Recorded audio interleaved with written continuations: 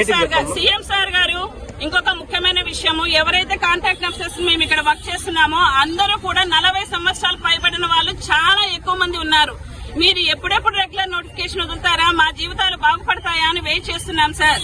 Regular notification వదలకుండానే ఇదే contract పద్ధతిలోనే మేము రిటైర్ అవుతామేమో అన్న భయం మాకు పట్టుకుంది సార్. దయచేసి ఎవరైతే మేము కాంట్రాక్ట్ స్టాఫ్ నర్సులు ఉన్నామో వాళ్ళని రెగ్యులర్ చేయండి సార్. ఇంకొక విషయం, 115 జీవోను తీసుకొని వచ్చి మాకు చాలా అన్యాయం జరుగుతోంది సార్. దయచేసి మా కష్టాన్ని కరోనా సమయంలో ఫ్యామిలీలకు దూరంగా ఉండి కొంతమంది ఫ్యామిలీలో మెంబర్స్ ని కోల్పోయి ఉన్నాం సార్. అత్తలు మామలు మా ఇంట్లో మేము పనిచేయడం వల్ల కూడా చాలా ఇబ్బందులు పడి మా కుటుంబ సభ్యులు కూడా మేము కోల్పోయి ఉన్నాము. రెగ్యులర్ వాళ్ళలో ఎవరైనా కరోనా వల్ల ఏమైనా ఇబ్బంది ఏర్పడితే వాళ్ళకి అన్ని రకాల గవర్నమెంట్ బెనిఫిట్స్ వచ్చాయి సార్. మాకు ఎటువంటి అవకాశము రాలేదు, ఎటువంటి బెనిఫిట్స్ రాలేదు.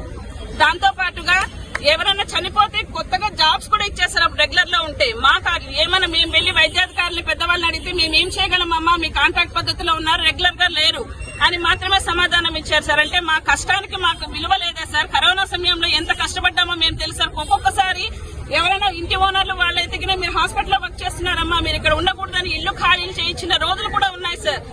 మీడియా తరఫున స్టాఫ్ నర్సెస్ కి జరుగుతున్న అన్యాయాన్ని నేను వెల్లబుచ్చుతున్నాను sir. Sir CM sir, deputy CM sir, joint secretary గారు, హెల్త్ మినిస్టర్ గారు ఒక్కసారి మా గురించి ఆలోచించండి సార్. ఎవరినైతే 2112 మందిని మీరు స్టాఫ్ నర్స్ ఏఎన్ఎంస్ నుంచి స్టాఫ్ నర్స్ గా తీసుకోదలుచుకున్నారో వాళ్ళందరూ కూడా రెగ్యులర్ బేసిస్ మీద వర్క్ చేస్తున్న వాళ్లే సార్.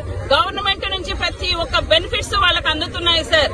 గత ప్రభుత్వంలో 2014 కంటే ముందున్న ప్రతి ఒక్క కాంట్రాక్ట్ వాళ్ళని రెగ్యులర్ చేశారు సార్. దానిలో ఒక్క స్టాఫ్ నర్స్ కూడా, ఒక్క స్టాఫ్ నర్స్ కూడా లేదు సార్. ఆ విషయాన్ని అప్పుడు కూడా మాకు అన్యాయం జరిగింది సార్. ఎప్పుడైతే కాంట్రాక్ట్ వాళ్ళు రెగ్యులర్ చేశారో గత ప్రభుత్వంలో అప్పుడు మాకు అన్యాయం జరిగింది. అప్పుడు ఎవరైతే రెగ్యులర్ అయ్యారో ప్రతి ఒక్కరు కూడా ఏఎన్ఎంసీ సార్. దయచేసి గుర్తించండి సార్. ఇంత జరుగుతున్న అన్యాయాన్ని పదే మీకు మీ ముందుకు తీసుకొస్తూనే ఉన్నాము.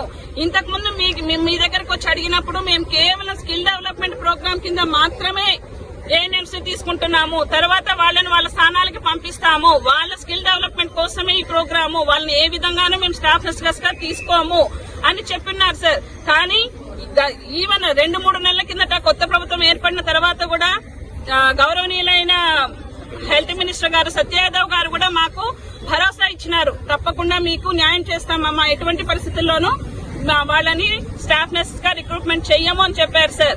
మరి ఇది ఏ విధంగా 1115 జీవోని తీసుకొచ్చారు సార్? మీకు మేము అడుగుతున్నది ఒకటే సార్. ఒకేసారి 2112 మంది ఏఎన్ఎం స్టాఫ్ నర్స్ గా తీసుకొని రావడం వల్ల పిహెచ్సి స్థాయిలో ఉన్న వైద్య వ్యవస్థ నిర్వీర్యం కాదా సార్? దయచేసి ఆలోచించండి. ఎంతమంది ఎన్ని రోజులుగా మేము ప్రయత్నం చేస్తున్నాం సార్. గత 15 సంవత్సరాలుగా ఎటువంటి బెనిఫిట్స్ లేకుండా చివరికి పిఎఫ్ గానీ ఈఎల్స్ గానీ మెడికల్ లీవ్స్ గానీ ఏదైనా అత్యవసరం ఏర్పడితే మేము లాస్ ఆఫ్ పే పెట్టుకుని వెళ్లాలి సార్. మా సేవలు మీకు కనిపించడం లేదా సార్? పూర్వం బ్రిటిష్ కాలంలో వాళ్ళు చేస్తున్న పనే మీరు చేస్తున్నారు సార్. మా యొక్క కష్టాన్ని మీరు వినియోగించుకుంటున్నారు కానీ మా కష్టాన్ని మీరు గుర్తించడం లేదు సార్. దయచేసి ఈ జీవో 1115 రద్దు చేసి ఎవరైతే కాంట్రాక్ట్ బేసిస్ మీద వర్క్ చేస్తున్నారో వాళ్ళు ప్రతి ఒక్కరిని రెగ్యులర్ చేయాల్సిందిగా పేరున ఉన్నతాధికారులు అందరికీ విన్నవించుకుంటున్నాం సార్. మినిమం లేదంటే 38, అది కూడా ఫస్ట్ అంతా 22,000 తోనే చేశారు. అది 15 ఏళ్ళు 22,000 తో చేశారు. ఇప్పుడు 38,000 తీసుకుంటున్నారు. వాళ్ళు 8 అవర్స్ 12 అవర్స్ వర్క్ చేస్తున్నారు. వాళ్ళకి ఒక్క ఈఎల్ గానీ మెడికల్ లీవ్లు గానీ ఏమీ లేవు. అన్ని లీవ్లు కూడా లేవు. వాళ్ళకి ఏమైనా ప్రాబ్లం అయితే వాళ్ళు మెడికల్ లీవ్లు పెట్టుకొని వాళ్ళు పోవాలి. మెడికల్ లీవ్ పెడితే శాలరీ కట్ అవుతుంది. వాళ్ళకి లాస్ ఆఫ్ పే లోనే పోవాలి. వాళ్ళ పరిస్థితి దయనీయం. ఇప్పుడైతే గవర్నమెంట్ వీళ్ళకి స్పందించి సరైన న్యాయం చేయాలని మేము కోరుకుంటున్నాము. జీవో తీసుకొని వచ్చి వాళ్ళని రెగ్యులర్ చేయకోకుండా తర్వాత ఇన్ సర్వీస్ వాళ్ళని చేయమనండి. వాళ్ళ పద్ధతిలో వాళ్ళ ప్రమోషన్స్ ఇవ్వమనండి, కాదనడం లేదు. కాకపోతే గత 15 సంవత్సరాల నుంచి కాంట్రాక్ట్ బేసిక్ కింద పిల్లలు పనిచేస్తున్నారు. వాళ్ళకి సరైన పద్ధతిలో న్యాయం చేయాలని నేను దీనిగా కోరుకుంటున్నాను.